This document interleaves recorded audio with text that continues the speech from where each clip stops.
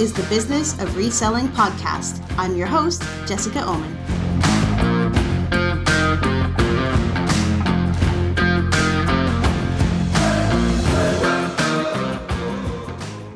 Hello, everybody. It has been a minute. And by a minute, I mean like 5 months since I recorded an episode. Here I am.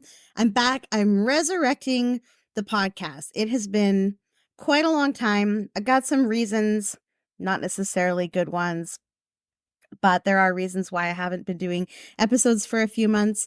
But one of them is actually just the silliest thing ever. And it's just that like my husband didn't play hockey for the rest of the spring and through the summer. And it's usually when he goes to play hockey that I record episodes because that's when I have like free time and it's quiet and there's no one in the house. So hockey's back. And that's one of the reasons I have a little more time to record some podcasts for you. I got all excited to record this update episode. I'm just going to let you know how the business is going, talk a little bit about what I'd like to do with the podcast for the rest of the year, get your feedback, just a short sort of update episode. And I made myself like a dinner, and then I made myself I wanted a dessert tonight, and I was going to eat that before I recorded the podcast. So, but I didn't want to make like a whole batch of cookies or anything. So I made a mug cookie, and I don't know if you've ever made a mug cookie before, but it's like you put kind of a lot of cookie kind of ingredients in a mug, and then you nuke it for like a minute. And I've made different mug cakes for breakfast. I'm doing like some high protein stuff, and they've all turned out really well. This one was an absolute failure. It's just like this like mush of chocolate and sugar in the bottom of a mug, but I'm going to eat it anyway. I've just decided to save it for the end of the episode. I don't know why I'm telling you that, but this is just how my day is going. So let's get right to it. I'm going to give you a bit of an update and talk to you a bit about why I took a break from the podcast, update you on what's going on in Storage Warrior, give you some idea of what's going to happen going forward with the pod. So the hockey was a big thing, to be honest. But I was also finding that doing the podcast is pulling me away from the business a little bit more than I wanted. And I still haven't figured out the best way to leverage the podcast with the business and kind of figure out how they jive together so that one can help the other. So I haven't really like developed a good strategy for that. And because I didn't really have that vision, and I kind of still don't, I have to admit, I just kind of let the podcast go for a while. I needed a break. I was trying to accomplish a little bit too much, and the podcast was the thing that had to go. I did take some breaks this summer, like actual breaks from work. I know, craziest thing ever. We went over to the island. We did a little trip down to Seattle, and I just came back from Nashville with a friend. So that's been great, and I'm feeling pretty motivated as we get into the beginning of Q4, starting in just a few days. I'm feeling kind of great about the business, to be honest, kind of excited. And also today, we picked up an awesome Star Wars collection, original 1977 to 1983. Kenner stuff, all new in the package. So we'll be excited to post that. And I'm kind of feeling like I've got some momentum. I've got some motivation, ready to go for the fall. So what's going on in Storage Warrior? There's been a few changes. We've been thinking more strategically about how to scale rather than tactically. And we keep hitting on this waste diversion messaging as a way to kind of set our business apart from a lot of other reselling businesses. The idea of landfill diversion and not throwing things away, I think, is important to a lot of resellers. It's something that I come back to over and over and over again as we do our sourcing, as we find and discover amazing items that are on their way to landfill, and we get more and more of them. I've started to think like, this is the message that I want to be promoting. This is what I want to talk about when it comes to reselling, because we can be, as resellers, part of the circular economy. We can be part of this whole reuse, recycle initiative globally, wherever you're doing reselling, you're making this kind of an impact. And it's something I talk about a lot. I have talked about it on the podcast before. And it's becoming more of a core focus of our strategy, specifically when it comes to sourcing. So we've been working on getting inventory from places where it would otherwise be thrown away or recycled. So for example, a family cleaning out an estate, instead of getting everything hauled away in a dumpster, getting them to call us, or at least allowing us to pick through their dumpster. We're working with junk companies, junk haulers, and we're looking for more partners who are willing to allow us to look through their trucks and the things that they have destined for the landfill and see what we can get out of it to improve their waste diversion metrics and acquire inventory that would otherwise have ended up buried or incinerated or burned or something equally horrible. I'm still heavily involved in day-to-day operations in the business. I was able to pull back from that somewhat over the summer, because we had a summer worker, but they've gone back to school now, and we're kind of looking for somebody else. I'm trying to spend a little bit of time each day, though, moving forward with some kind of business development, like it's networking, reaching out to realtors or property managers or junk companies, or just posting on social media to ask for inventory leads and things like that. I think it's important that I at least do one little thing every day. So I've been trying to, and whether that takes 5 minutes or 1 hour, I'm just kind of working it into my daily schedule because I have a tendency to get caught up in things like listing and photos and sending offers to watchers and doing all of those kind of little day-to-day tasks that are super important for sales. And I think the reason that I get into them so much is because they create sales, and I like that. Um, but those are realistically tasks and skills that I could show somebody else. And so if I'm going to keep doing them, then I'm going to keep doing them for now, and that's fine. But I'm making a point of working on something more high level each and every day. Now, maybe I should get someone else to work on getting those leads for me, and then I can be the one to close them. Like maybe that's an option or something I could do. Marketing is not my strong point, and this has been kind of a tough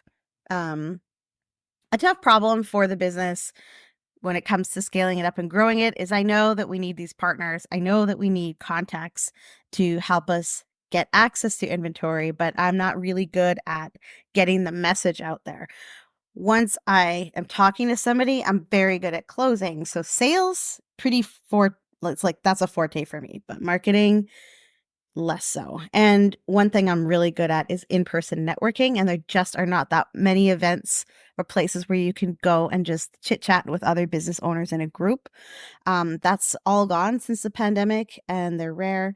So I have to look for other methods. But I'm considering a marketing program that's run by somebody who I know from way back in my consulting days.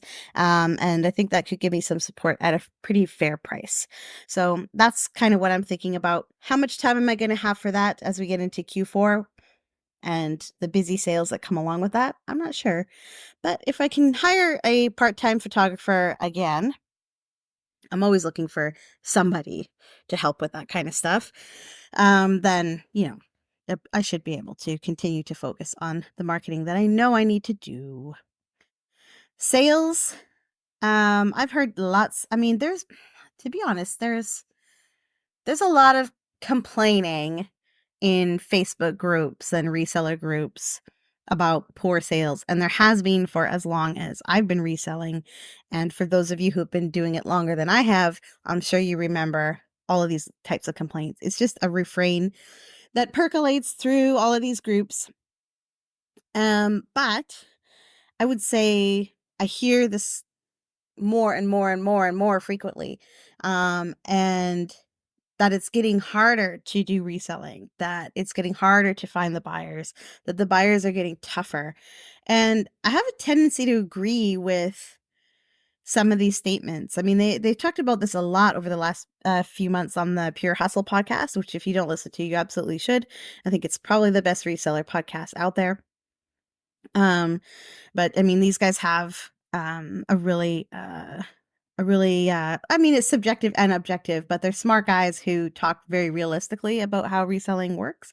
And, they've discussed, some of the aspects of reselling that have gotten more difficult, policy changes, increases in fees, on eBay specifically, what feels like a requirement to participate in promoted ads, which reduces our profits, more competition in sourcing. So there's all of these things that do present bigger challenges maybe than they used to in reselling. The fact is, if you get your hands on super hot inventory, you're going to sell it. And that's a fact. But those sort of grindy items that sit around longer in your store, or that there's more people selling those similar items, that part of the reselling world is probably getting harder. And that's, to be honest, where the majority of us are sitting when it comes to inventory. Like we're tending to get the low hanging fruit, the stuff that's easier to find. And so there's more of it on the market, and that's just how it works. So we have to find other ways to differentiate. So anyway, what I'm getting to is that sales are so-so and have been so-so for the last few months. We've definitely had some fantastic selling days. Our local sales are really strong. I think maybe just with economic uncertainty, or perhaps just the expense of living here in Vancouver, that more people are turning to buying used, like, household items and sporting goods and things like that, things that we wouldn't ship. So those sales have actually been really strong, and I've been happy about that, whereas eBay has been a tougher go. And Poshmark has been relatively steady, but we honestly don't sell much at all on Poshmark ever. It's not a platform I focus on a lot, even though I like it because it's easy to use. But anyway, it just kind of rolls along and it's fine. But I still believe that it goes back to the type of inventory that we've been sourcing. Sourcing has been sort of hodgepodge, and that's partly our fault. It's a result of our shift to this sort of new sourcing strategy and positioning. When you're sourcing from the trash in various ways, you're going to get a super random assortment of items every single time. And as I've talked about on the podcast multiple times, one of the best ways to get lots and lots of eyes on your store is to post dozens or hundreds of very similar items. And you just don't get that when you're sourcing from the garbage, unless somebody throws out their entire comic book collection, which I can say with confidence I've not seen yet. But I bet it happens. So we still need to be buying collections and sort of large groupings of similar items, because that's like really what brings momentum to the store. So we did buy a bunch of comic books recently, and this was a great purchase because it was somebody who we'd previously bought from, and they had some more to sell us. And I just love when that happens, because it means that that seller was happy with us and they thought of us and they wanted to come back. And then we recently purchased a collection of vintage Star Wars stuff, and we thought that was all of it, and we just found out today that it wasn't, and we got more of that. So it's all like brand new, sealed on card or sealed in the box Star Wars toys from all the original movies, and it's pretty exciting. It's sort of like Holy Grail stuff, so I'd be happy to post that. So that kind of stuff, I know once we move that into the store, that's really going to increase our sales overall. It's going to bring a lot of traffic to our store, a lot of attention. The algorithm likes that, and people will see all of the 7,000 things that we have for sale. So I think our sourcing is ultimately the reason that our sales have been really up and down and a little bit less consistent than we'd like them to be. So we need to work on that and making sure that we're balancing out the waste diversion type of sourcing from the collections and downsizing that we also enjoy buying.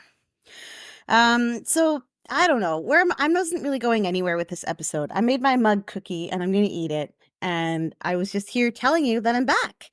And hopefully you find that kind of exciting. I don't know, but I might as well ask, since there are going to be some new listeners. I have noticed a bunch of new listeners and a bunch of new subscribers on the YouTube channel, even though I haven't been posting new content. So if you're listening to this and you haven't reached out with your feedback, I would love to hear it. What would you like me to do a new episode about? I still have a big list from when I originally started the podcast with all kinds of ideas, and I have many, many items on that list that I can still work through. But it's more fun if I get feedback from you, the listener, and find out what you would like to hear me talk about. Maybe you would like me to have a specific guest. I'm open to that. If you're curious and you want to hear me do a different style of podcast rather than this sort of like solo pod that I usually do. If there's a topic you want me to explore, like bring it. Q4 is coming. We're going to be working hard. There should be lots of excitement out there. So your call to action is, what would you like me to do a new episode about? Let me add to my list, and I will start with the things that you ask me to do. So with that, the topic of the next episode is totally up in the air. If I get some ideas from you, I will do episode on one of those. Otherwise, I'll pull from my list. So if you're listening on Spotify or another podcaster, don't forget that you can head over to youtube.com/@Storagewarrior podcast, and you can also subscribe to us there. And sometimes I post videos. I really do. And I'm going to do it again. So head over there and subscribe. And if you're watching or listening to this on YouTube and you're like, maybe I should take this with me, go to pod.link/business of reselling or businessofreselling.com, and you can subscribe using any podcaster that you want. And don't forget, we're always buying. Always buying. Hook us up with a great pick in the Pacific Northwest or British Columbia, and you will receive a gift. That's all for now. I'm excited to chat with you again in a week or two. Talk soon. Bye-bye.